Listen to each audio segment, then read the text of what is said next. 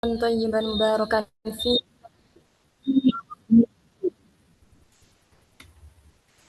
Asyhadu an la ilaha illallah wa asyhadu anna Muhammadan abduhu wa rasuluh, amma ba'du. Puji syukur kita panjatkan atas kehadiran Allah Subhanahu wa taala, karena atas rahmat dan karunia-Nya kita dapat berkumpul pada kesempatan ini dalam keadaan sehat walafiat. Sholawat serta salam semoga selalu tercurah kepada junjungan kita Nabi Muhammad SAW beserta keluarganya, sahabat, dan pengikutnya hingga akhir zaman. Pada kesempatan kali ini, izinkan kami untuk memaparkan presentasi dengan judul Silabus dan RPP, Spiritualitas dalam Berwirausaha, serta pentingnya jiwa usaha bagi kemajuan pribadi dan bangsa Indonesia. Presentasi ini akan kami bahas dalam 3 hal pokok. Yang pertama itu penjelasan mengenai silabus dan RPP dalam dunia pendidikan. Yang pembahasan kedua yaitu tentang pentingnya spiritualitas dan religiusitas. Dan pembahasan yang ketiga yaitu tentang peran jiwa wirausaha dalam membangun kemandirian pribadi serta kemajuan bangsa. Dengan materi ini, diharapkan kita dapat memahami keterkaitan antara pendidikan, nilai spiritual, dan kewirausahaan dalam melahirkan generasi yang mandiri, berakhlak mulia, serta siap berkontribusi bagi bangsa dan negara. Selanjutnya, yaitu latar belakang. Latar belakang pendidikan merupakan salah satu pilar utama dalam mencetak generasi bangsa yang berkualitas dalam proses pembelajaran. Guru ini tidak hanya dituntut untuk menyampaikan materi, tetapi juga harus mampu mengarahkan peserta didik agar mencapai kompetensi yang telah ditetapkan. Dan untuk itu, dibutuhkan perangkat pembelajaran yang terencana dan sistematis, yaitu silabus dan rencana pelaksanaan pembelajaran atau RPP. Kedua perangkat ini berfungsi sebagai pedoman yang memudahkan guru dalam mengatur jalannya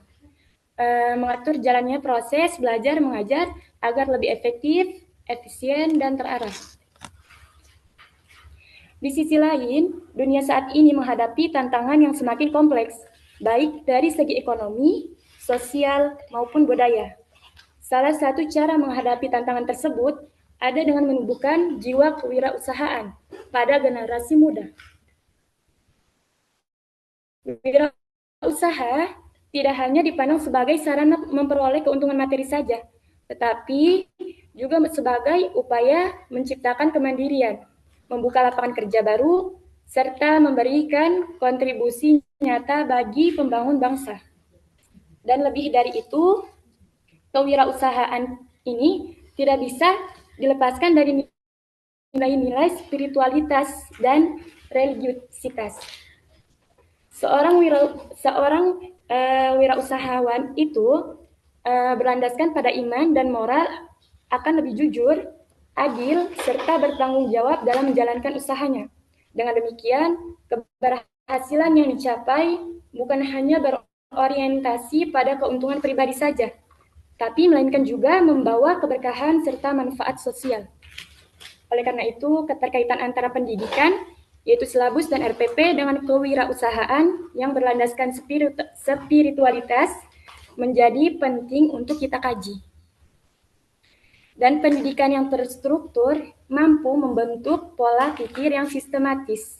Sementara jiwa kewirausahaan yang kuat itu dapat mendorong kita sebagai menjadikan kemandirian individu dan kemajuan bangsa Indonesia secara seluruhnya. Selanjutnya yaitu di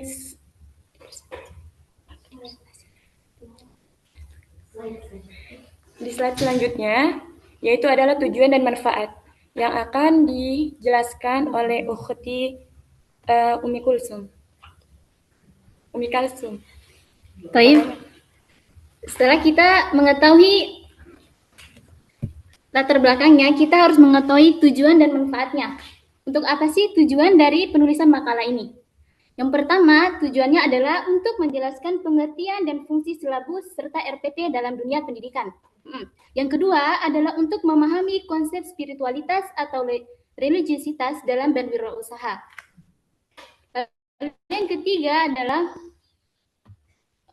untuk menguraikan pentingnya membangun jiwa wirausaha demi kemajuan pribadi dan bangsa. Ini untuk tujuannya. Lalu bagaimana sih dengan manfaat penulisannya? Di sini manfaatnya ada 3. Yang pertama, untuk penulisan.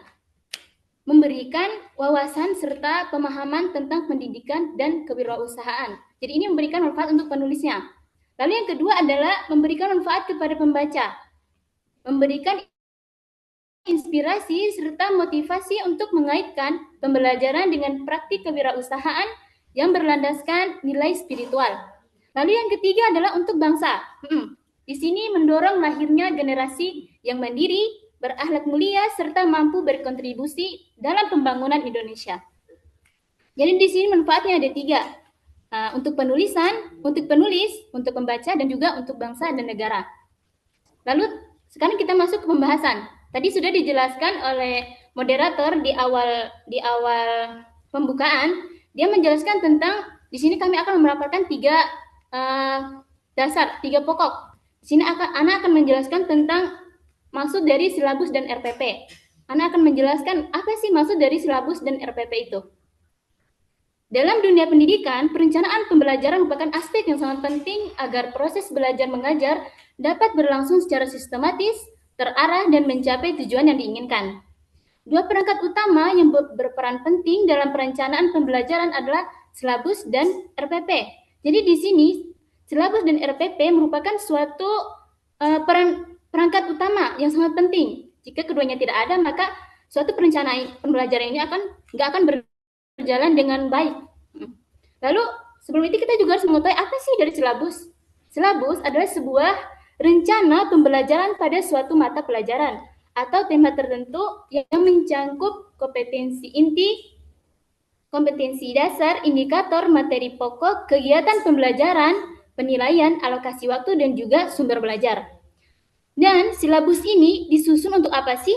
Untuk memberikan gambaran menyeluruh mengenai hal-hal yang akan dipelajari siswa selama periode tertentu, baik 1 semester maupun 1 tahun ajaran. Lalu kita akan mengenal tentang RPP. RPP merupakan suatu rencana kegiatan pembelajaran yang lebih rinci. Biasanya RPP ini disusun untuk 1 atau beberapa pertemuan. RPP merupakan sebuah langkah-langkah pembelajaran yang akan dilakukan guru. Mulai dari kegiatan pendahuluan, inti, hingga penutupan. Jadi RPP ini merupakan langkah-langkah bagaimana seorang guru dalam melakukan suatu pembelajaran dari pendahuluannya, intinya, dan juga penutup. Dan dengan adanya RPP ini, guru memiliki pedoman konkret dalam melaksanakan pembelajaran. Maksudnya sebuah langkah gitu. Bagaimana dia dapat melaksanakan pembelajaran sesuai dengan tujuan yang telah ditetapkan dalam silabus. Lalu kita akan mengenal perbedaan silabus dan RPP. Apa sih perbedaan antara keduanya? Silabus ini lebih bersifat umum sebagai kerangka dasar pembelajaran. Jadi silabus ini bersifat lebih umum. Sedangkan RPP itu lebih spesifik sebagai pedoman teknis pelaksanaan di kelas. Namun, RPP dan silabus ini mereka saling berkaitan, mereka saling melengkapi. Jika keduanya tidak saling berkaitan, maka tidak akan mewujudkan pembelajaran yang efektif dan bermakna.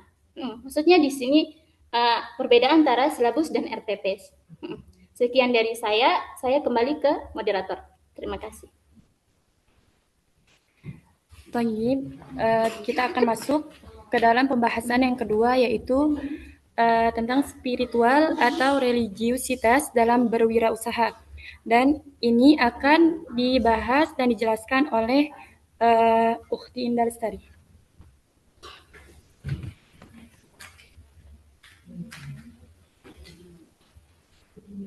Hasanan, kita akan masuk ke pembahasan yang kedua tentang spiritual atau religiusitas dalam berwirausaha.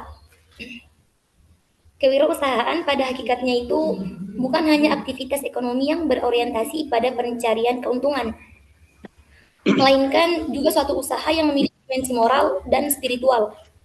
Dalam pandangan religius, berwirausaha seharusnya dilandasi dengan niat baik, kejujuran, tanggung jawab, dan kebermanfaatan bagi orang lain.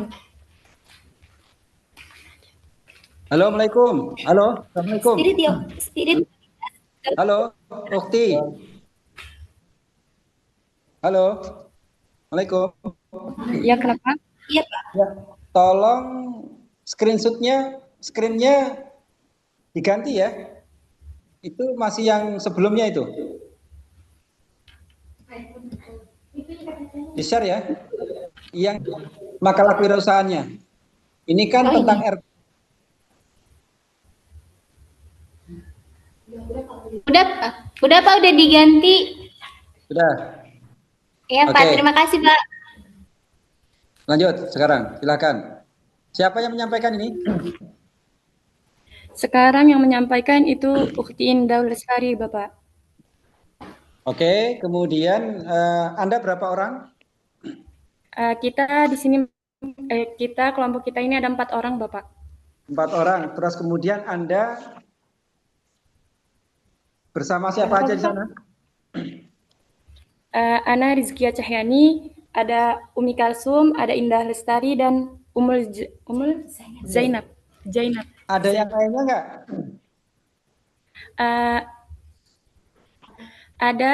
Ada yang lainnya, tapi berbeda komputer, Bapak. Oke, baik Pak Sam, sebelum Anda melanjutkan, saya ingin coba yang lainnya merespon dulu, baru nanti kita akan lanjutkan. Coba sifatnya sekarang melaporkan yang ada di online. Tadi yang melaporkan siapa tadi? Kelompok pemateri ya. Oke, udah ketahuan. Kemudian kelompok yang berikutnya,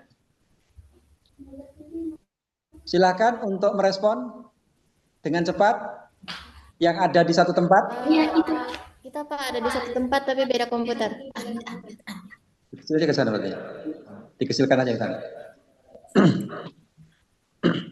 Siapa?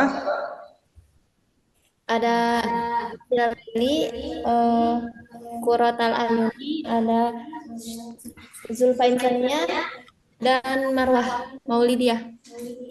Oke, baik. Itu di kelas yang ada di mana, Pak? Satu ruangan Pak, tapi beda komputer. Beda kelompok kita. Baik. Baik, bismillah. Pak Sam sedikit kasih pengantar lebih dahulu ya. Assalamualaikum warahmatullahi wabarakatuh. Waalaikumsalam. Baik, kawan-kawan. Waalaikumsalam warahmatullahi wabarakatuh. Alhamdulillah, hamdan katsiran tayyiban barakan fihi, asyhadu an la ilaha illallah dan Muhammadan abduhu wa rasuluhu nabiyya ba'dah. Syukur kita panjatkan kehadirat Allah, salawat serta salam semoga senantiasa tercurah salat Nabi besar Muhammad sallallahu alaihi wasallam. Terima kasih kepada kawan-kawan yang sudah hadir, yang ada di kampus. Ini luar biasa ya, semangatnya. Saya kira kita akan konsisten dan telah ada perubahan yang sangat signifikan. Dan saya kira ini jauh lebih baik dari yang sebelumnya ya, karena Anda, terutama yang akhwat, memang merespon dengan cepat dari saran-saran yang diberikan oleh para dosen pengampu mata kuliah, di mana memang maaf sampai ada yang kemudian meminta untuk dilakukan komunikasi yang berjalan dua arah ya. Karena apa? Karena pada pertemuan sebelumnya itu agak lambat di dalam merespon ya.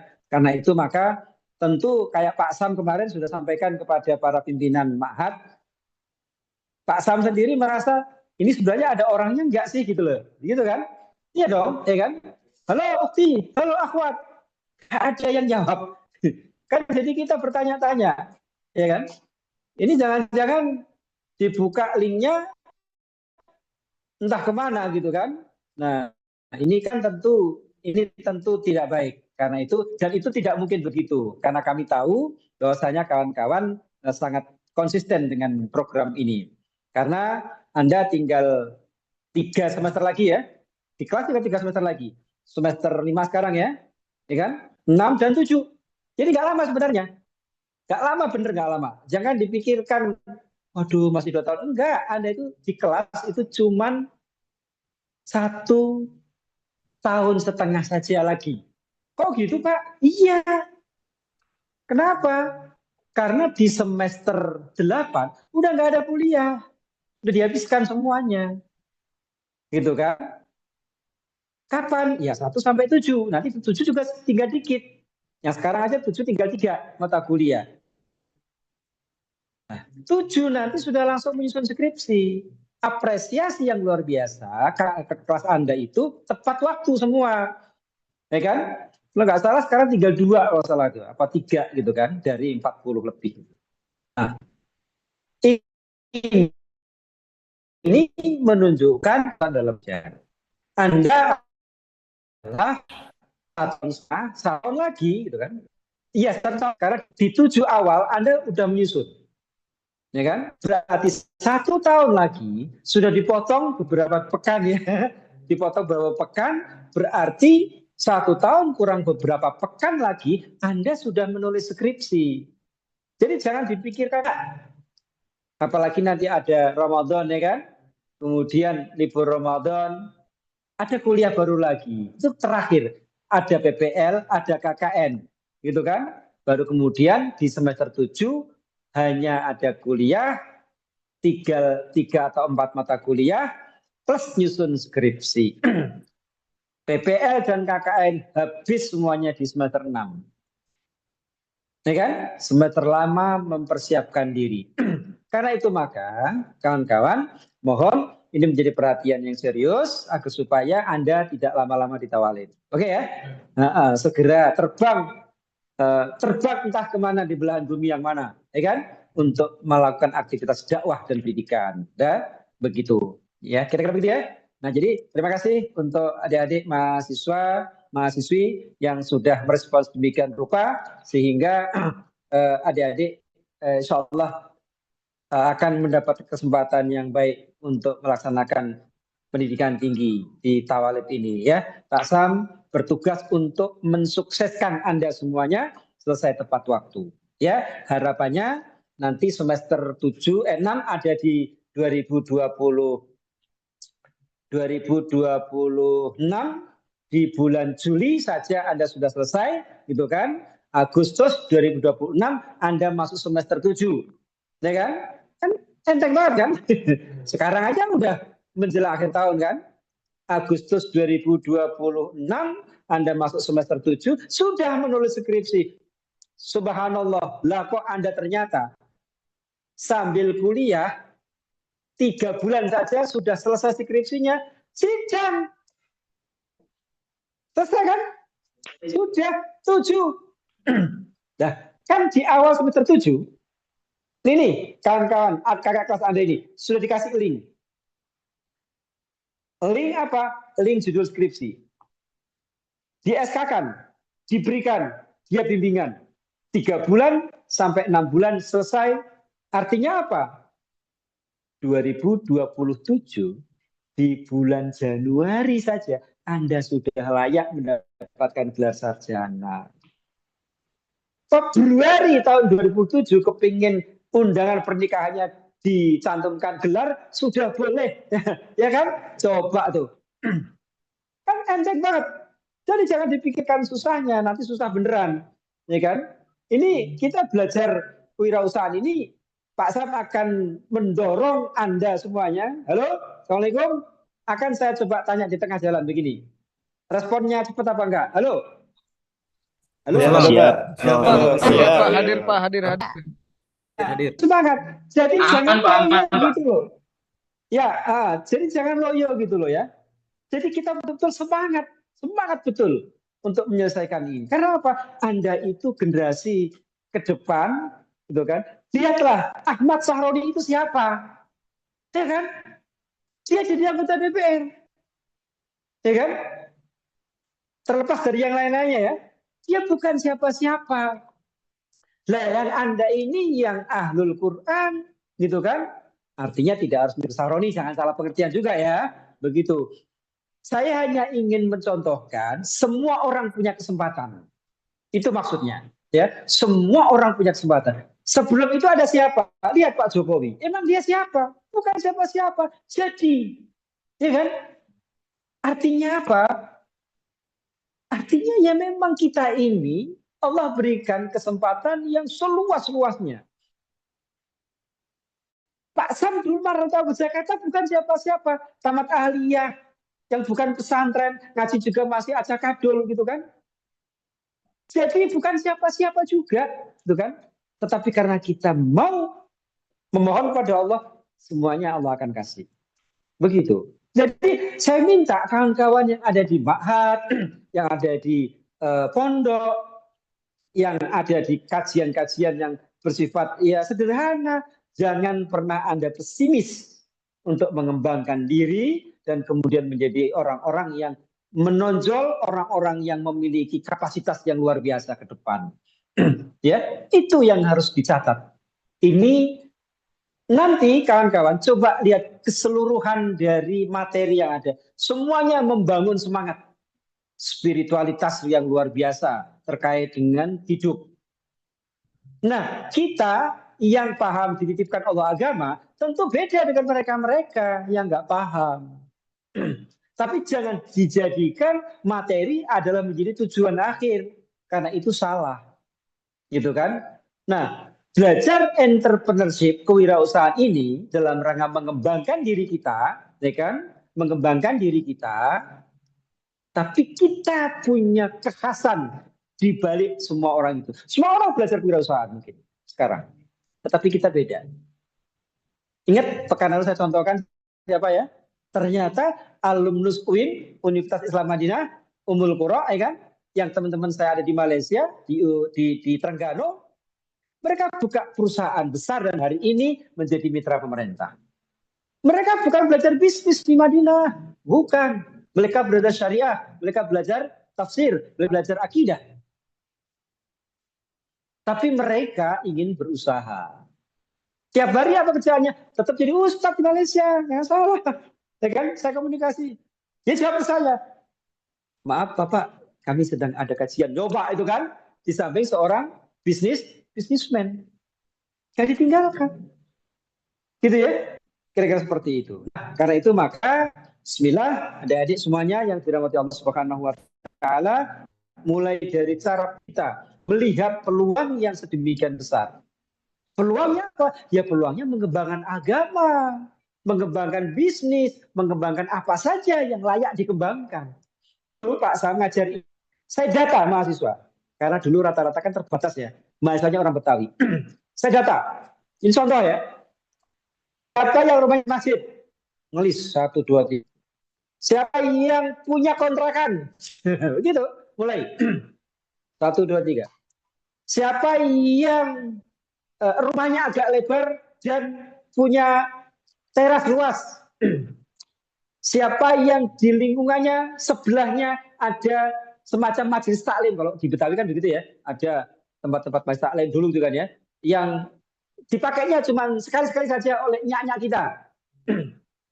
Nulis mereka semuanya itu. Saya tugaskan mereka.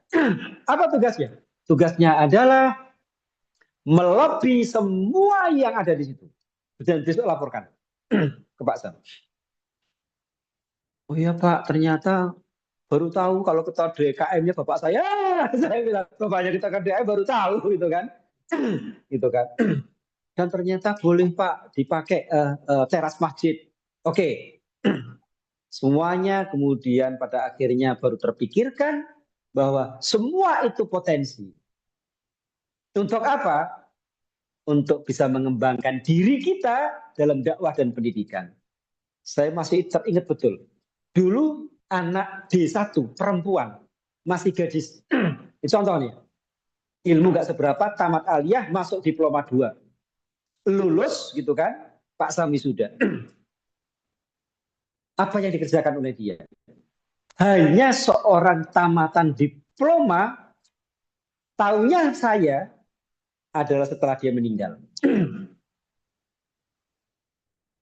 ijazahnya belum kering, ibaratnya ya. Dia meninggal. Tapi selama masih belajar tadi itu, dia aktif. Apa yang dilakukannya? Yang dilakukannya adalah cerita dari para tetangga ketika saya takziah melayat. Bapak dosennya ya? Ya Pak, iya saya lihat di fotonya. Karena ini jenazahnya, itu kan, merinding saya kalau mengingat ya. Ini jenazahnya, di atasnya foto wisuda baru beberapa waktu yang lalu. Dia meninggal. Dan tidak sakit. Dia sedang nungguin ayahnya di rumah sakit, ayahnya sehat, dia yang meninggal. Begitulah hidup ya.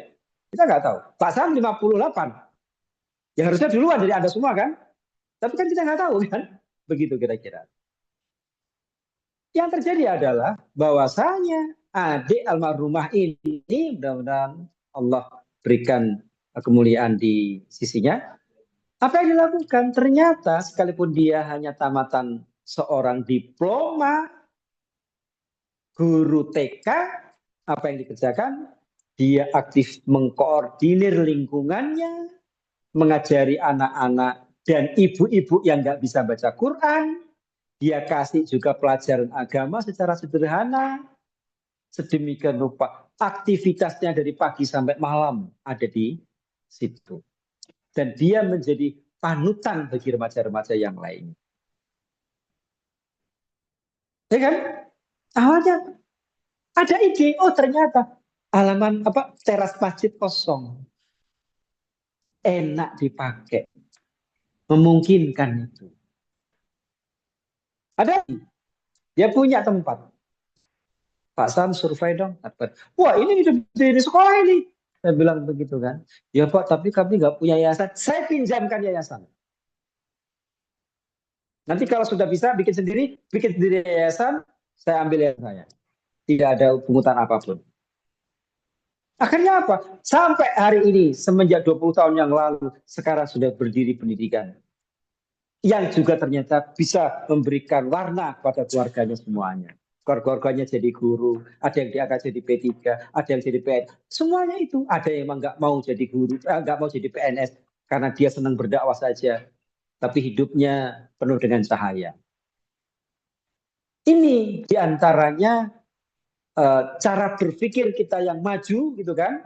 Karena saya dititipin sama Ustadz Harun, ya kan, agar supaya mahasiswa ini pecah pikirannya, betul-betul punya daya nalar yang kuat.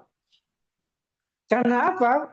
Ya karena Anda itu jauh lebih hebat, jauh lebih bagus dari orang-orang yang di luar. Anda tidak terkontaminasi, ya kan? Anda mengkaji Quran, Anda mengkaji bahasa, betul kan begitu kan? Nah, ini kelebihan yang tidak dimiliki oleh orang lain, sesama sarjana. Karena itu kita mesti lebih memberikan terbaik untuk umat ini. Karena apa? Lah Anda kan dititipin banyak, ya kan? Yang lainnya cuma dititipin ilmu umum saja, pendidikan. Lah Anda dititipin ilmu syar'i, ilmu agama. Anda dititipin Quran. Ya harusnya lebih dong, kan begitu kan? Karena ini titipan Allah. Akan kita pertanggungjawabkan. Itu hebatnya Anda semuanya. Clear ya? Ada yang sana? Bismillah ya. Oke, ini pengantar perkuliahan pada hari ini. Dan saya berharap kita teruskan respon yang baik ini dilakukan terus gitu kan, agar supaya semuanya akan menjadi orang-orang hebat di masa akan datang. Baik, silakan adik-adik yang di mana tadi kelompoknya? Ini adanya di di Al-Wafa ya, Putri ya. Oke, baik, silakan dilanjutkan presentasinya. Silakan. Teman-teman yang di sini sudah melihat di layar semuanya. Oke, silakan.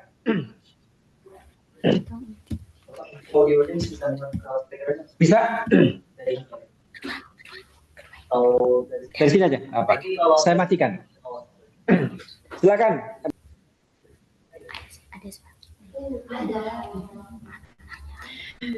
Selanjutnya, baik Bapak, terima kasih atas sambutannya dan masukannya. Sekarang kita akan masuk ke dalam pembahasan yang kedua yang akan dilanjut oleh Ukhti Indah Lestari. Kepadanya dipersilahkan. Baik, mengenai pembahasan yang udah kita dengarkan bersama di poin yang pertama tentang penjelasan silabus dan RPP. Sekarang kita masuk ke pembahasan yang kedua tentang spiritual atau religiusitas dalam berwirausaha. Kewirausahaan pada hakikatnya bukan hanya aktivitas ekonomi yang berorientasi pada pencarian keuntungan, melainkan juga suatu usaha yang memiliki dimensi moral dan spiritual. Dalam pandangan religius, berwirausaha seharusnya itu dilandasi dengan niat baik, kejujuran, tanggung jawab, dan kebermanfaatan bagi orang lain. Spiritualitas dalam berwirausaha juga mengajarkan kita bahwa keberhasilan sejati itu tidak semata-mata diukur dari keuntungan materi, tetapi juga dari keberkahan dan manfaat yang ditimbulkan. Wirausahawan yang religius juga akan senantiasa mengedepankan kejujuran dalam transaksi, menghindari penipuan, tidak merugikan pihak lain juga, serta mengutamakan nilai-nilai amanah.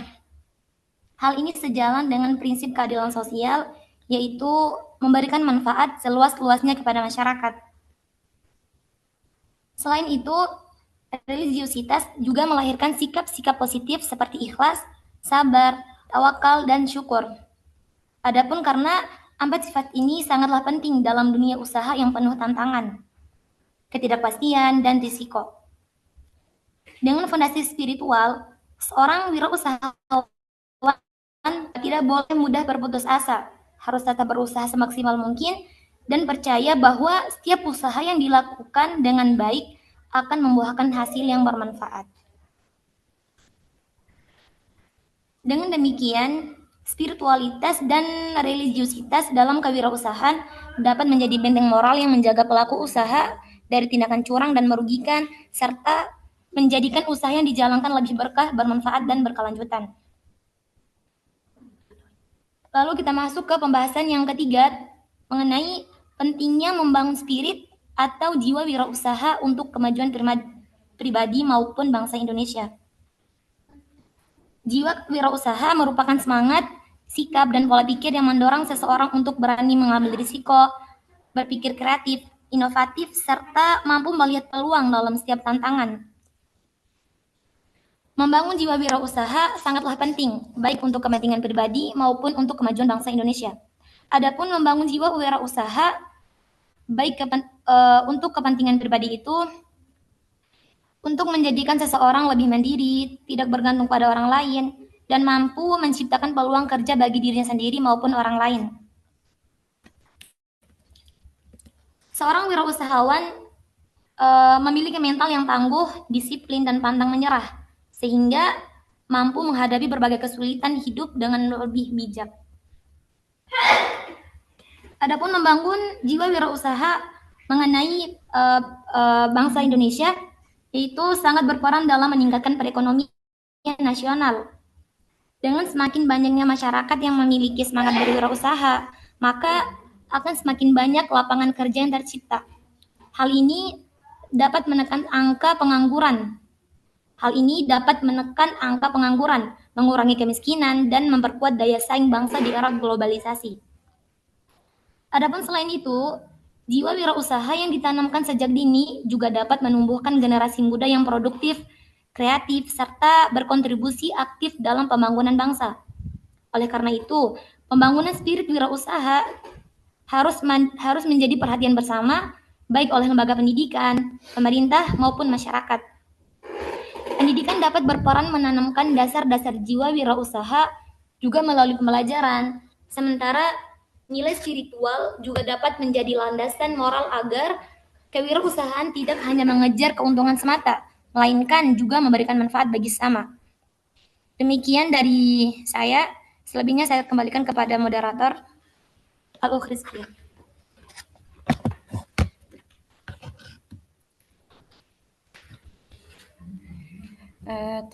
Sekarang kita memasuki sesi tanya jawab.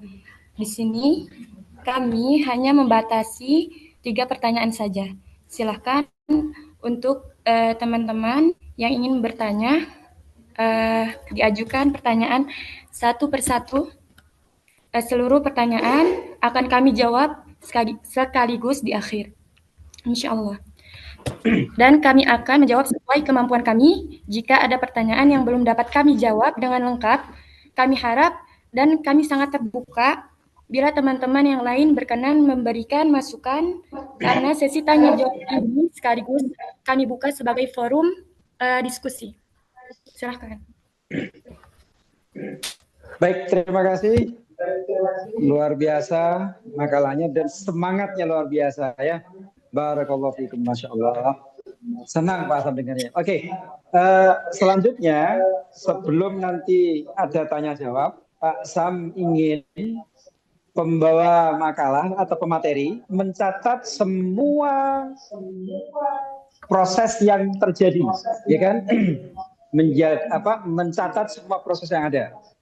Pertanyaan dari siapa, jawabannya apa secara singkat, ya kan? Dan kemudian nanti dilaporkan di mana kira-kira? Laporannya adalah Anda harus menambahkan pada PowerPoint Anda, ya, paham ya? Jadi nanti Anda sudah dikirimkan linknya, sudah ya? Link tugas sudah ya? Belum ya? Belum ya? Kelas itu? Belum ya? Yang link Google Drive belum ya? Oke, baik. Nanti kita kirimkan. Jadi nanti makalah ini hasil diskusinya dicatat. Ya. Dan yang kedua, makalah ini harus ditambahkan dengan landasan-landasan dari Quran dan Sunnah. Gitu ya. Itu diantaranya. Untuk apa? Agar supaya Anda mampu mengkolaborasi pemahaman yang ada di dalam kajian ini dan kemudian Anda mencarikan landasannya. Karena apa? Ini latihan. Jadi di masyarakat ini, adik-adik semuanya dirahmati Allah Subhanahu wa taala, nanti ini Anda akan ketemu orang kayak gini. Dia nggak ngerti agama nih. Dia nggak paham agama. Baru belajar ngaji. Tapi ketika menghadapi fenomena terkait beragama, tahu nggak ngomongnya apa? Misalnya tentang hukum apa begitu ya, yang masih diprosesikan. Kalau menurut gue sih, kata orang Jakarta begitu ya, kalau menurut gue sih nggak kayak gitu. Coba. Kalau udah begini susah. Nah ini menurut gue, ya kan? Menurut saya. Nah memang Anda siapa? Ya kan? Anda Imam Syafi'i bukan gitu kan ya? Imam Malik bukan, Imam Hanafi bukan gitu kan? Tokoh agama bukan. Tapi tiba-tiba saya tanya, banyak nggak yang ngomong begitu? Oh sering banget. Di keluarga juga begitu kadang-kadang. Nah, mulailah dari keluarga aja misalnya begitu kan? Gitu. Contoh aja misalnya, ada keluarga meninggal. Kita sarankan kan? Kita sarankan. Segera dibagi warisnya. Menurut apa yang diajarkan oleh Allah dan Rasulnya. Coba gimana cara jawabnya? Terus dia bilang begini, oh kita udah urus kok. Kita sudah punya aturan di Indonesia ini. Ya kan? Artinya bukan menurut Allah dan Rasulnya. Menurut undang-undang yang berlaku atau menurut kebiasaan di masyarakat. Wes dibagi rata saja. Bagaimana cara Anda menjelaskan? Itu contoh kan? Kita agak coba jelaskan. Tapi kalau menurut saya sih nggak begitu juga sih. Iya kan? Menurut saya. Karena itu kewajiban kita adalah bagaimana kita mencarikan landasan syar'inya sebagai orang beragama. Sederhananya cara menyampaikannya bisa beragam. Tapi salah satu di antaranya adalah misalnya, saudaraku, rezeki ini titipan Allah. Biasanya itu agak masuk tuh kalau begitu. Karena memang rezeki titipan Allah nggak dibawa mati kan. Buktinya kan dia nggak dibawa mati. Udah gitu aja. Udah masuk tuh. Ya kan?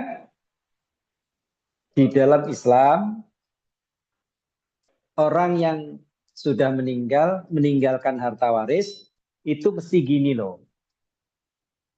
Itu kenapa Mas kok begitu? Ada yang salah dalam settingannya itu. Kalau enggak nanti panggil Mas Nitimatikan dulu.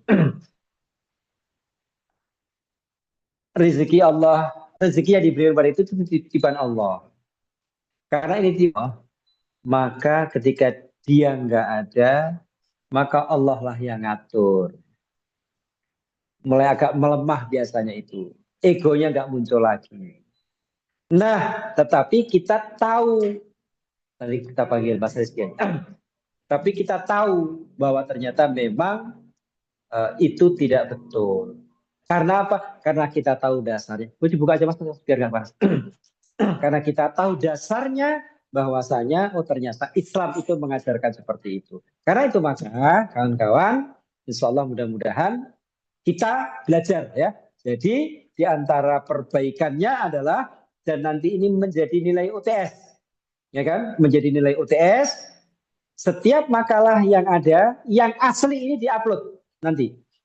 Makalah 1 dan makalah revisi. Tulisannya begitu, judulnya ya. Makalah asli 1 dan makalah revisi. Makalah revisi ini nanti akan menjadi nilai UTS. Kira-kira begitu ya. Nah, karena itu maka saya minta tolong mohon perhatian betul si pemakalah tidak kemana-mana, konsen untuk menjawab pertanyaan-pertanyaan dan kemudian mencatatnya dan setelah itu kemudian akan menjadi perbaikan untuk PowerPoint selanjutnya. Silakan. Ini ada di chat, silakan. Saya kembalikan kepada pembawa makalah, silakan.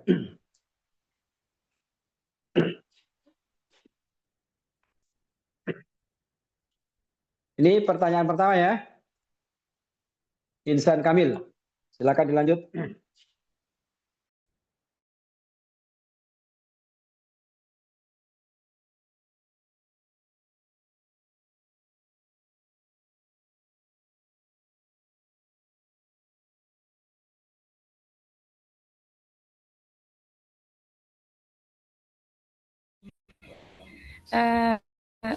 Maaf Bapak, sekarang untuk sesi tanya jawabnya, pertanyaan-pertanyaan kami tampung terlebih dahulu. Kami akan membacakan sesi kesimpulan dan saran terlebih dahulu Bapak.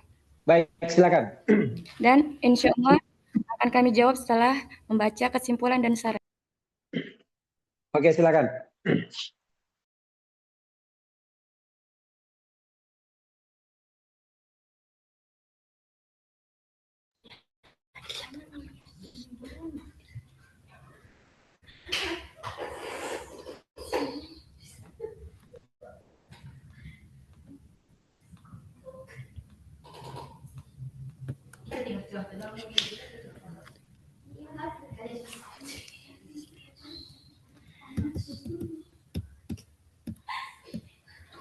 Toyib, di sesi kesimpulan dan saran ini, Ana persilahkan untuk Ukhti Zainab untuk menjelaskan kesimpulan dan saran.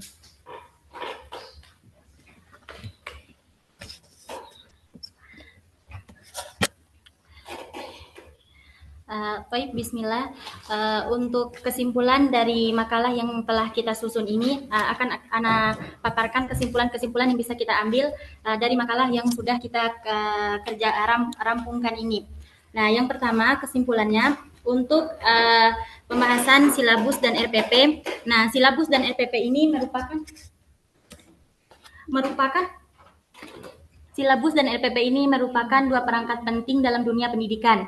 Nah, kalau silabus ini sifatnya lebih umum dari RPP. Nah, kalau silabus ini jadi pembahasannya lebih umum dan RPP ini lebih rinci dari silabus. Nah, silabus berfungsi sebagai kerangka besar yang memutar kompetensi, materi, dan rencana pembelajaran serta sedangkan RPP adalah penjabaran lebih rinci yang digunakan guru sebagai pedoman teknis dalam melaksanakan proses pembelajaran di kelas. Nah, keduanya ini saling melengkapi. Jadi antara silabus dan RPP itu saling melengkapi untuk mewujudkan pembelajaran yang terarah dan bermakna ketika seorang guru sedang mengajarkan murid-muridnya.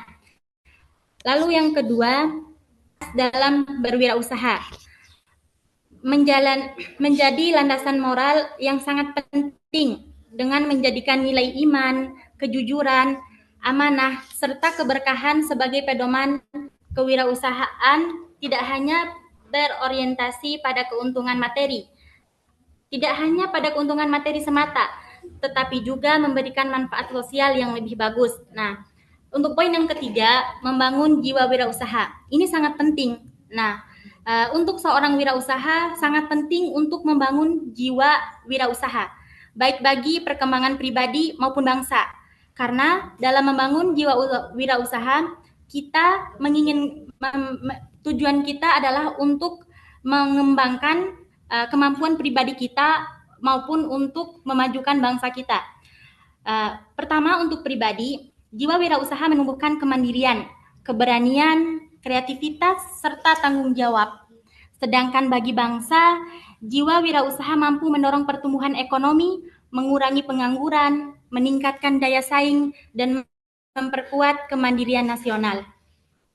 Nah, dengan demikian, keterpaduan antara pendidikan yang terstruktur, silabus dan RPP, spiritualitas, serta wirausaha yang kuat akan membentuk generasi yang berkontribusi nyata terhadap kemajuan bangsa Indonesia. Nah, lalu saran-saran untuk materi yang sedang kita bahas ini. Yang pertama, guru hendaknya menyusun silabus dan RPP dengan baik, serta konsisten menerapkannya agar proses belajar lebih efektif. Yang kedua, para wirausahawan diharapkan menanamkan nilai-nilai spiritual dalam aktivitas usahanya, sehingga bisnis yang dijalankan lebih berkah dan bermanfaat. Nah, nilai spiritual ini sangat-sangatlah dibutuhkan dalam berwirausaha, agar usaha yang kita tekuni dapat sukses seperti yang kita inginkan. Lalu, generasi muda perlu didorong untuk menunjukkan jiwa wirausaha sejak dini, baik melalui pendidikan formal maupun non-formal, agar mampu menjadi pribadi yang mandiri sekaligus pilar penting dalam pembangunan bangsa Indonesia ini. Pemerintah dan lembaga pendidikan sebaiknya lebih intensif dalam memberikan pelatihan, pembimbingan, dan dukungan kepada masyarakat. Nah, pembimbingan dan pelatihan serta dukungan dari pemerintah ini sangat dibutuhkan oleh masyarakat untuk menumbuhkan semangat kewirausahaan yang berlandaskan nilai religius. Lalu ada beberapa dalil yang akan Ana sebutkan yang berkaitan dengan materi kita saat ini, yaitu tentang wirausaha. Nah, yang pertama dalam surah Al-Jumu'ah ayat 10 yang berarti Allah Subhanahu wa taala berfirman yang artinya apabila telah ditunaikan sholat, maka bertebaranlah kamu di muka bumi dan karunia Allah, dan ingatlah Allah banyak-banyak agar kamu beruntung. Nah, dalam ayat ini bisa kita ambil salah satu faidahnya adalah perintah Allah Subhanahu wa taala kepada hambanya untuk berusaha mencari rezeki setelah menunaikan ibadah. Nah, landasan bahwa bekerja dan berwirausaha adalah ibadah bila dilakukan dengan cara yang halal. Lalu yang kedua, dalam surah Al-Baqarah ayat 275, Allah Subhanahu wa taala berfirman yang artinya Allah telah menghalalkan jual beli dan mengharamkan riba. Nah, dari sini bisa kita ambil faidahnya, menegaskan aktivitas bisnis dan perdagangan itu halal. Jadi berwirausaha itu halal dalam Islam, serta larangan riba, menekankan pentingnya keadilan dalam transaksi yang bersih dan kewirausahaan. Nah, karena riba adalah salah satu transaksi yang tidak bersih dalam berwirausaha. Lalu yang selanjutnya dalam surah Al-An'am ayat 152, Allah Subhanahu wa taala berfirman yang artinya sempurnakan takaran dan timbangan dengan adil. kami tidak membebani seorang pun melainkan menurut kesanggupannya. Nah, di sini Allah Subhanahu wa taala memerintahkan kepada kita untuk bersifat adil. Dalam berwirausaha sangat-sangat dibutuhkan sifat adil. Karena jika kita menginginkan usaha kita menjadi sukses atau seperti apa yang kita inginkan dalam target kita, maka sangat dibutuhkan sifat adil, jujur, amanah, serta bertanggung jawab dan mau untuk mencoba. Nah, ini sangat dibutuhkan dalam berwirausaha. Lalu kesimpulan yang bisa kita ambil dari makalah serta materi kita, yakni tentang berwirausaha, yakni semangat wirausaha menjadikan pemuda agen perubahan yang berani, kreatif, dan produktif. Ini bukan hanya bekal sukses pribadi, tetapi juga motor penggerak kemajuan ekonomi dan kemandirian Indonesia. Nah, dalam kemajuan Indonesia, peran pemuda sangatlah dipentingkan, sangatlah dibutuhkan. Peran pemuda, ya ini semangat pemuda untuk mau mencoba, untuk menjadi seorang wirausaha. Nah, ini akan menjadikan dirinya menjadi sukses dan juga untuk memajukan bangsanya. Lalu, belajar berwirausaha itu penting karena menumbuhkan kemandirian, kreativitas, dan keberanian mengambil peluang. Sehingga seorang tidak hanya mampu memenuhi kebutuhannya sendiri. Dan akan tetapi juga menciptakan lapangan kerja untuk orang lain. Nah, ketika kita berwirausaha, kita tidak hanya memenuhi kebutuhan kita sendiri, tapi kita bisa menciptakan lapangan kerja untuk orang lain. Seperti yang kita ketahui di negara kita ini masih banyak pengangguran yang membutuhkan lapangan pekerjaan. Nah, apabila pemuda memiliki semangat untuk berwirausaha, maka dia bisa membukakan lapangan pekerja untuk orang-orang yang memang sedang membutuhkan pekerjaan saat ini. Lalu mendorong inovasi. Nah, akan menjadi inovasi untuk pemuda-pemuda lainnya. Lalu membangun perekonomian bangsa. Dengan banyaknya wirausaha yang sukses, yang tekun, yang rajin, ini akan membuat negara kita akan semakin maju. Dengan jiwa wirausaha, generasi muda dapat menjadi pelaku pembangunan yang berkontribusi bagi kemajuan pribadi sekaligus kemajuan Indonesia. Nah, inti pesannya adalah usaha halal adalah ibadah, kejujuran, amanah, dan keadilan menjadi fondasi bisnis. Lalu ikhtiar dan tawakal adalah kunci keberhasilan wirausaha menurut Islam. Demikian yang bisa Ana paparkan. Lalu setelahnya Ana kembalikan ke moderator kita.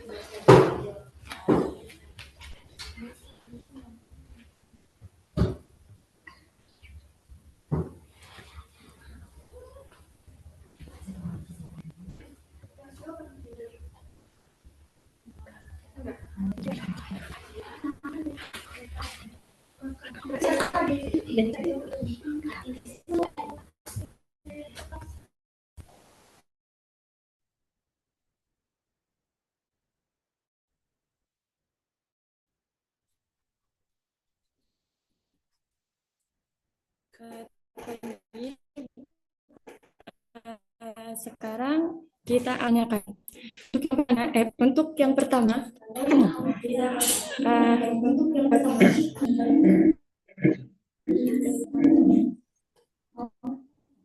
Tolong pertanyaan di chat dijawab ya, didahulukan ya. Silakan.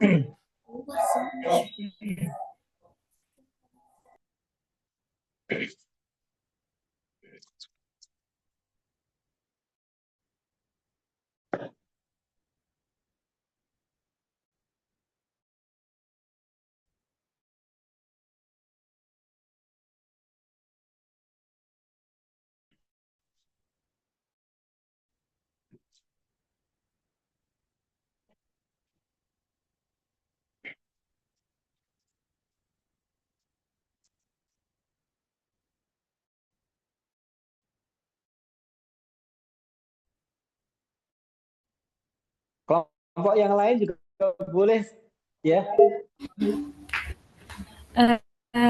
Tanya Bapak, untuk pertanyaan yang pertama itu yang pertama itu Afwan ingin bertanya, jika kita ingin membuka sebuah usaha, Tentu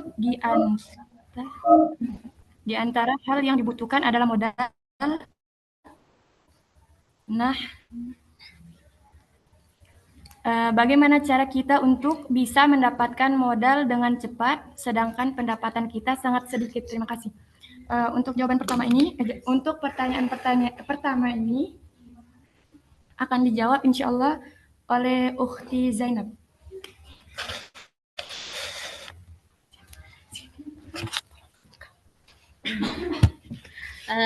Bismillah, Ana akan mencoba menjawab pertanyaannya sesuai dengan kemampuan Ana, sebatas apa yang Ana ketahui.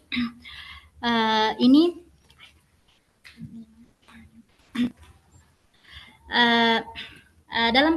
di pertanyaan ini saudara menanyakan bagaimana jika kita ingin untuk membuka usaha atau untuk menjadi seorang sedangkan modal yang kita miliki sangatlah minim, penghasilan yang kita miliki atau dana yang kita miliki.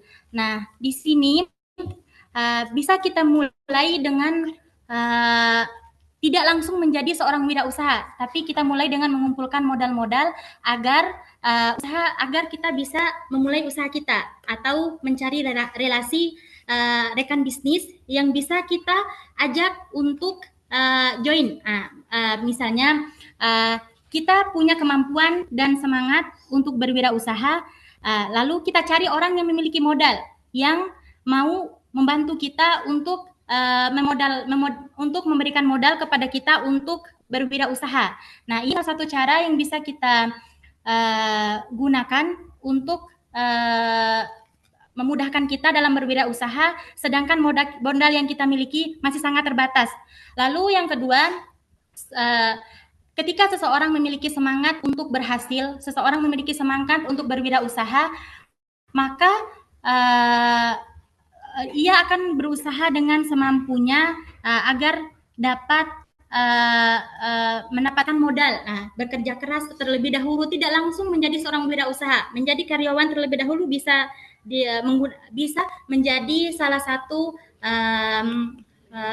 bisa menjadi seorang untuk mengumpulkan modal-modal yang dibutuhkan terlebih dahulu, lalu mulai usaha, atau mencari seseorang yang bisa kita ajak untuk bekerja sama, yang bisa memodali kita untuk usaha-usaha yang akan kita tekuni.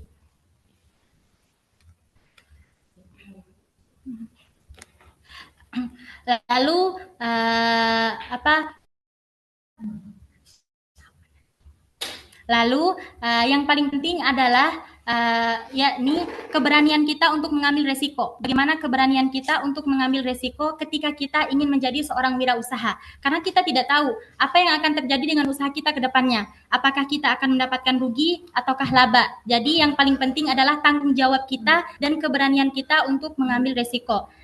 Mungkin sekian yang bisa Ana jawab. Jika kekurangan Ana mohon maaf. Lalu Ana serahkan kembali ke moderator.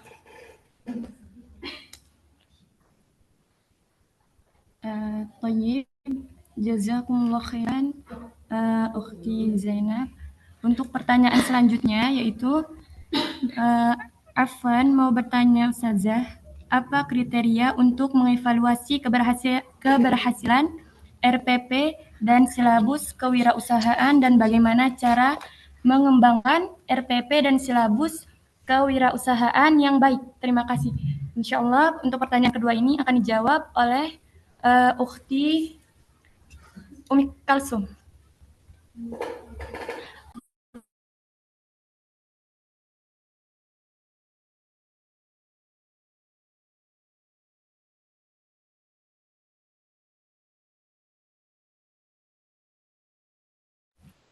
Baik, saya akan menjawab pertanyaannya.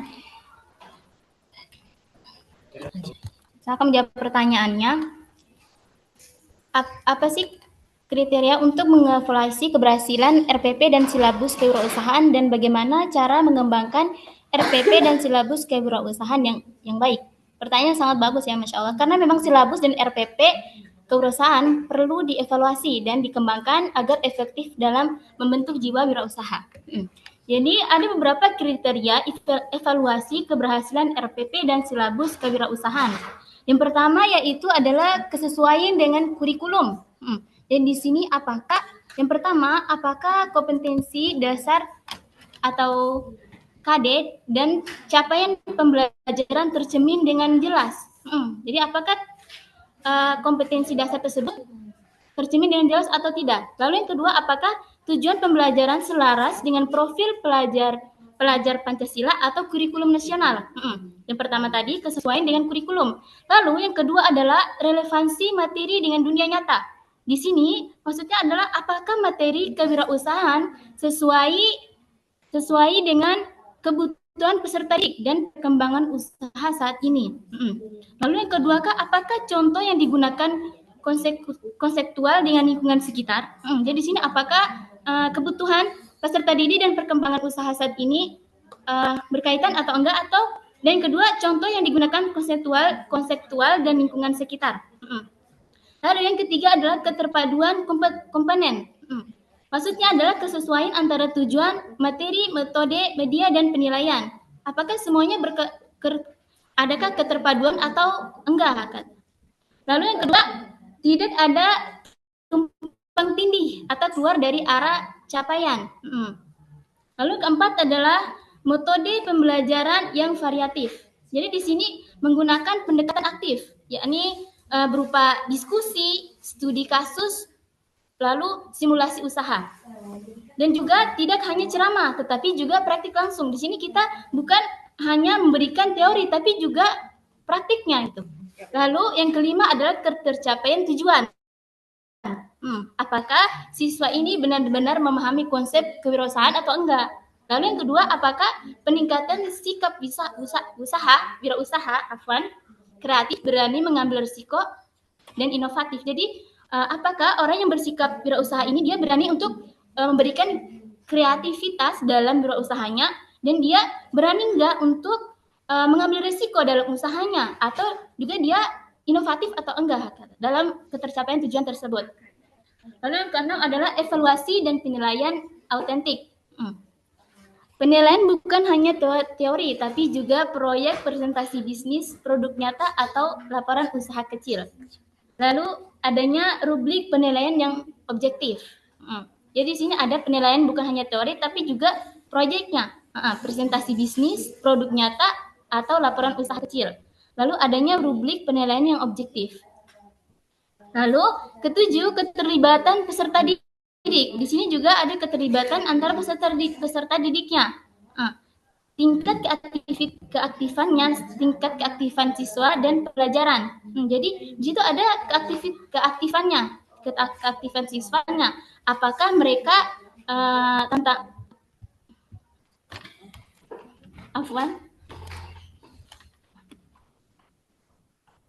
apakah mereka tertantang untuk berpikir kritis dan kreatif di dalam keterlibatan peserta didik sini. Apakah mereka tingkat keaktifan mereka dan juga berpikir kritis dan kreatif atau enggak dalam keterlibatan mereka di sini. Lalu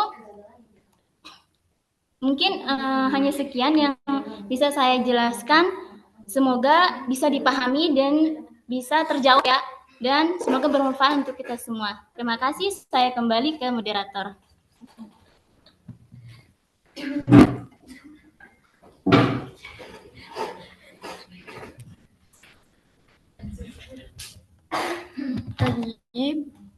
Untuk pertanyaan selanjutnya, yaitu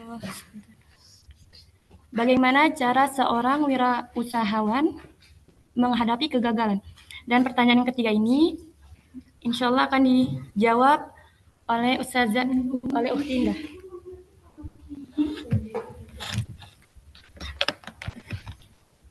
Baik, mungkin gimana cara wirausaha itu ketika menghadapi kegagalan yang dia hadapi ketika dia lagi berupaya untuk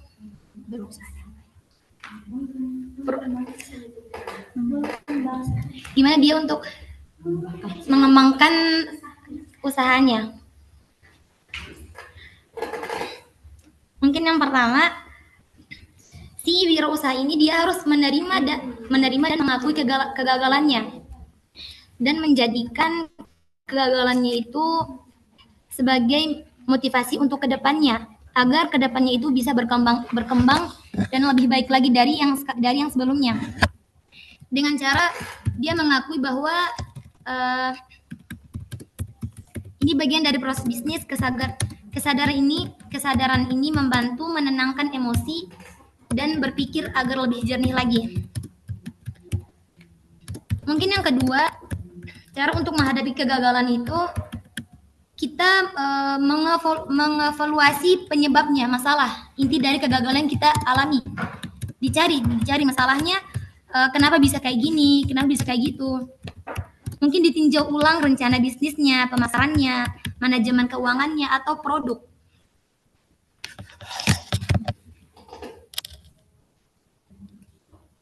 Mungkin setelahnya salah satu penyebab kegagalan dalam berwirausaha mungkin salah satunya itu kesalahan dalam pengelola keuangan dengan bijak. Jadi untuk wirausaha lebih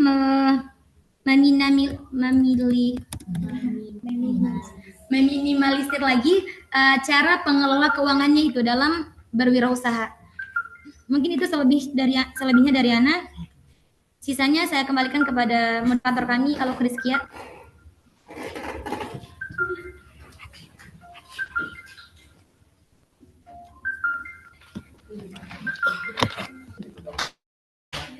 Toyib, karena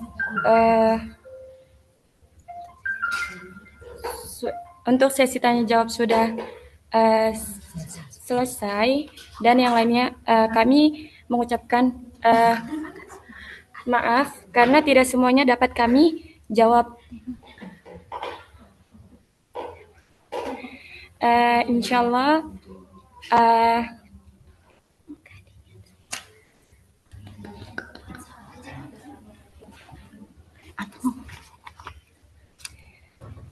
demikian presentasi yang dapat kami sampaikan mengenai silabus dan RPP, spiritualitas dalam berwirausaha, serta pentingnya jiwa wirausaha untuk kemajuan pribadi maupun bangsa Indonesia. Dari pembahasan ini, kita dapat memahami bahwa pendidikan yang terstruktur, nilai spiritual yang kuat, serta jiwa wirausaha yang tangguh adalah kunci untuk membentuk generasi yang mandiri, berakhlak mulia, dan berkontribusi nyata bagi kemajuan bangsa dan negara. Kami di sini menyadari bahwa dalam penyampaian kami ini terdapat kekurangan, maka hati kami membuka diri untuk kritik dan saran yang membangun dari teman-teman sekalian. Dan semoga apa yang kami sampaikan ini dapat bermanfaat dan dapat menjadi motivasi bagi kita semua untuk terus belajar, berusaha, dan memberikan yang terbaik bagi diri sendiri, masyarakat, serta bangsa dan negara. Terima kasih atas kefokusan teman-teman, atas pertanyaan teman-teman, atas perhatian dan kerjasamanya.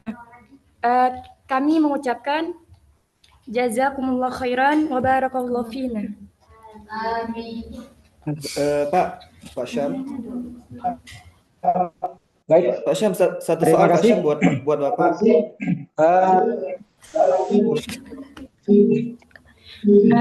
Selanjutnya kami kembalikan kepada dosen pengampu, Bapak Syamsuddin. Baik, terima kasih. Saudara, sebentar, yang bawa makalah hari ini siapa? Satu, atas nama siapa? Halo? Halo? Atas nama Rizkia Cahyani, Pak. Bisa mendengar suara saya? Siapa? Yang pertama Rizkia Cahyani. Rizkia Cahyani. Yang kedua Ummul Zainab.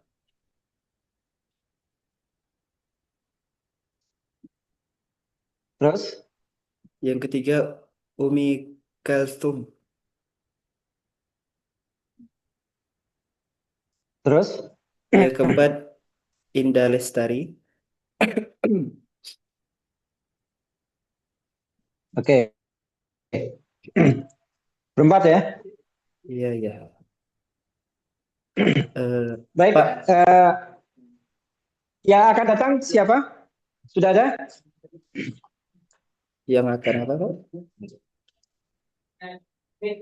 Untuk yang akan datang sudah siap ya? Sudah ada ya? Sudah ada, Dibagi Pak. ya? Cuma judulnya sesuai yang Bapak kirim di RPS itu ya? Ya, silakan bisa dimodifikasi ya. Nah, yang penting Boleh, topiknya boleh. sama ya. Oke ya. Oke, baik. Nah, selanjutnya kan kawan, tolong ini dikirim, belum dikirim ya ke grup ya? Belum, Pak. Halo Okti, belum dikirim ke grup ya? Untuk presentasinya ya. Silakan dikirim ke grup dan nanti akan diminta untuk dikirimkan ke link yang nanti akan disampaikan. Setelah itu nanti direvisi sesuai dengan tambahan-tambahan pertanyaan yang ada untuk didalami. Dan sesi terakhir saya minta saya akan meninggalkan ruangan dan saya minta yang ada di sini untuk membantu menuliskan absennya ya. Yang hari ini di kampus saudara Hafiz ya, Ibnu, Faris, Hanif ya. Yang satu lagi nggak hadir, kenapa? Oke, baik kalau begitu. Nah, jadi ini tolong ini pada pertemuan kedua ya. Pertemuan kedua silahkan tidak terlebih dahulu meninggalkan ruang Zoom ini karena nanti saya minta saudara Hafiz ya atau siapa Ibnu silakan untuk membantu mengabsenkan ya. Terima kasih. Mas nanti pindah ke ruang sebelah ya. Ini kelihatannya kemarin sudah di servis tapi error. Di sebelah ya sebelahnya yang kelas ini ya. yang tadi ngambil ini. Nah, nanti kalau apa? Setelah ini apa? Pak Syam? Ya. Baik, Mas. Pak, baik, mungkin kita ya. bisa Kenapa? Bisa buka forum diskusi sama teman-teman. Soalnya banyak teman-teman ingin menjawab dari pertanyaan-pertanyaan yang di atas. Di sini di bawah, Pak. Absen sudah samping itu. Nah, itu. Ya, baik. Saya kira karena keterbaruan waktu sudah azan ya. Ya, Mas ya, nanti kita akan diskusi pertanyaan ini nanti menjadi tanggung jawab. Kalau ada pertanyaan lagi menjadi tanggung jawab pemakalah ya. Nanti akan disampaikan melalui online dalam bentuk pertanyaan yang ditulis di grup ya. Bisa dipahami? Terima kasih Mas Insan Kamil. Oke, saya kira demikian dari Pak Sam. Silakan nanti jangan meninggalkan dulu karena akan diabsen oleh yang ada di kampus pusat. Pak Sam cukupkan sampai di sini. Insya Allah perkuliahan pekan depan kita akan perbaiki lagi sistemnya sehingga akan lebih baik lagi. Saya kira demikian. Terima kasih. Billahi taufiq. Subhanakallah bihamdika asyhadu an la ilaha illa anta astaghfiruka wa atubu ilaik. Assalamualaikum warahmatullahi wabarakatuh. Waalaikumsalam warahmatullahi wabarakatuh. Bila tolong Mas ya. Yang baik, Pak.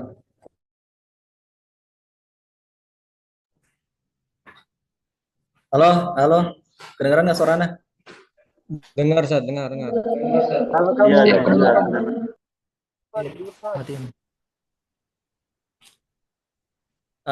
Langsung aja kita mulai absennya ya.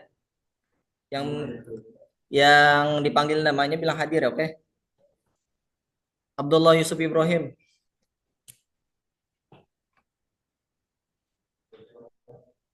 Abdullah Yusuf Ibrahim. Bilang hadir, Bang. Hadir, Ustaz. Hadir. Adiman. Adiman roaming, Bang. Adiman roaming. Hah? Gimana Adiman? Tadi dia biasa. Setelah ini anak panggil 3 kali. Kalau nggak hadir anak skip ya. Ahmad Nabil. Hadir. Faris Ramadan hadir. Hanif hadir. Hardiansah. Hadir, Ustaz.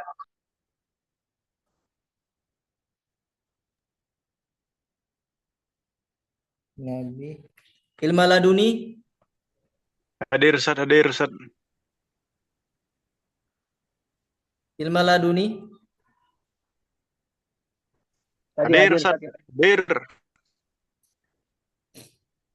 Insan kamil. Kedengeran ya? Hadir. Khairul Rauf. Hadir, Tat. Hadir. Muhammad Al-Qaidah. Hadir, Ustaz. Hadir selalu. Apa Qaidah? Fauzan Firdausa. Hadir, Bang. Hadir. Mahmud Husaini. Ucen. Mana Ucen? Hadir. Afwan, Husain sedang azan. Tamim. Hadir. Afwan nih untuk Husain sedang azan.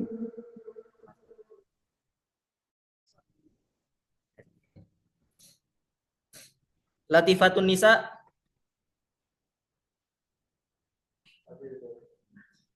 Marwah Maulidiyah.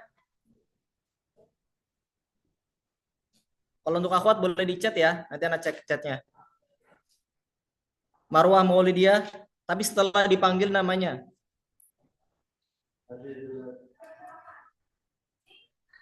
Nabila Ariga.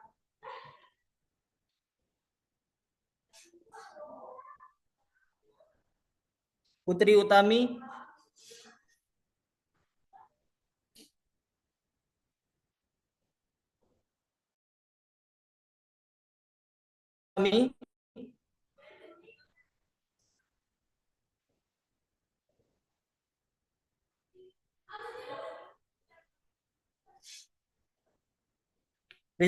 Rizkia Cahyani.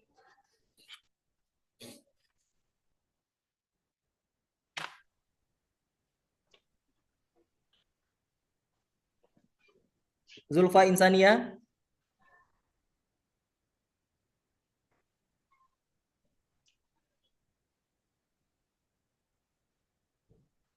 Zulfa Insania. Asia Ayu.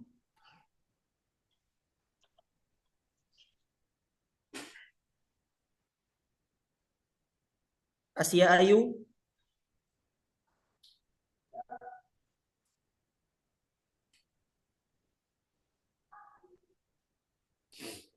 Next. Asia Ayu Anggreni ada?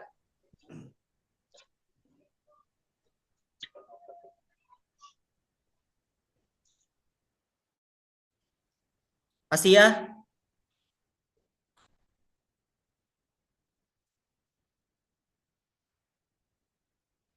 Asia. Nah, skip ya.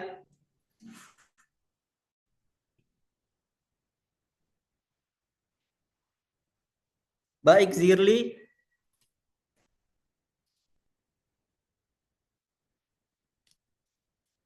Baik Zirli.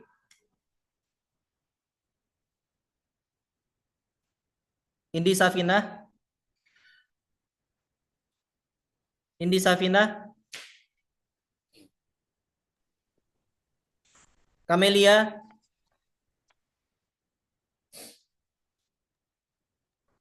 Kamelia. Yang udah di absen boleh ini ya meninggalkan room. Kamelia. Khalisoh Husna Hawadah. Khalisoh Husna Hawadah. Baik. Kurnia Fatimah Tuzahro. Kodol yang udah di absen boleh meninggalkan room ya.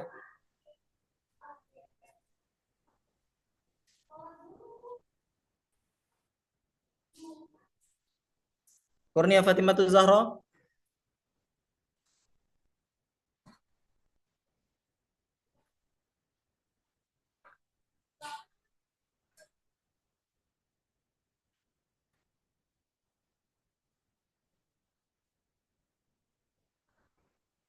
Kurnia nggak ada ya?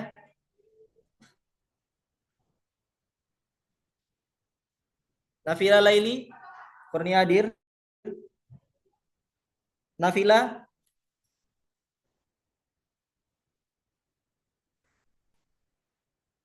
Puspita Devi?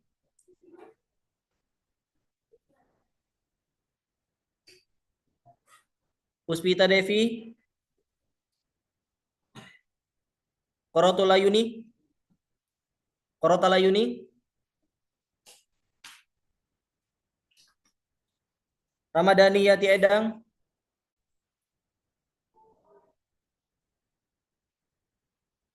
Ramadhani Yati?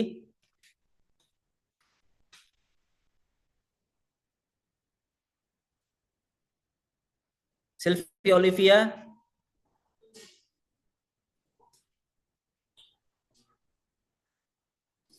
Sylvia Olivia? Umi Kulthum? Hadir ya, materi. Umul Zainab? Widya Kusuma Wardani?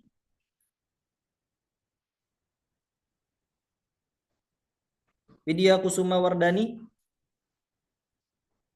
Indah Lestari?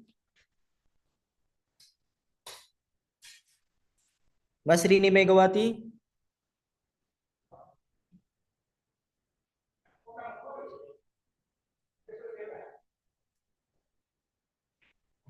Susah bacanya. Nashatra Blazia. Nashatra Blazia Fitri Syah PU Ana. Nashatra ada Nashatra?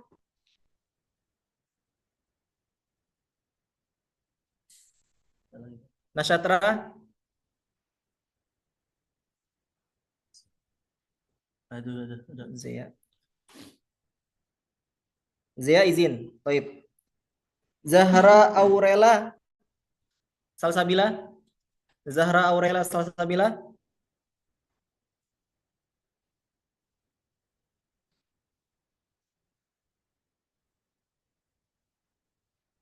Zahra Aurela. Baik. Willy Ayub Kusoy. Willy.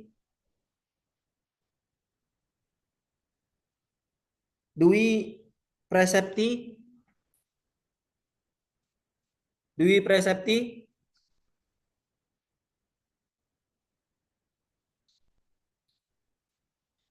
Ana ulang ya. Puspita Devi tadi hadir nggak? Puspita Devi.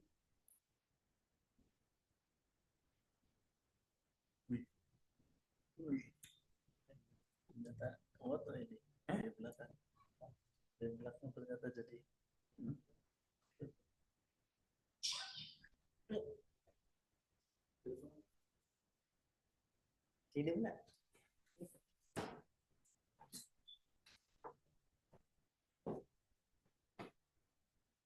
Zirli Puspita hadir ya. Baik.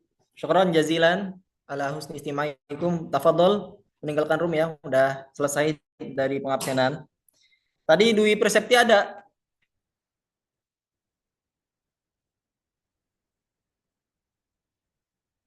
Kalau ada jawaban, Anda cukupkan ya. Barakallahu fikum. Wassalamualaikum warahmatullahi wabarakatuh.